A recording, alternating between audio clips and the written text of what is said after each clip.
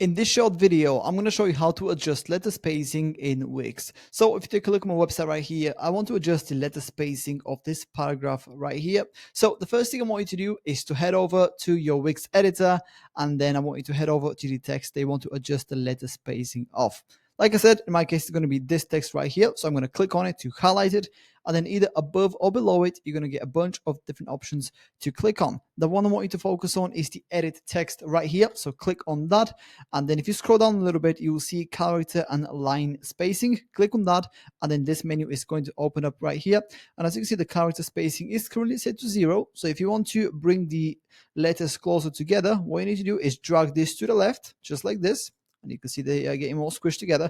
And if you want to kind of open up the distance a little bit between them, slide this to the right. Alternatively, you can also insert a number in here if you know what you're looking for.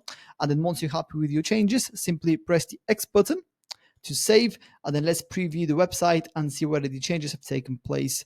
And as you can see, the letter spacing has now been adjusted. And yeah, that's pretty much it. That's how to adjust letter spacing in Wix. If you have any questions, please let me know down in the comments below, and I'll do my best to help you out.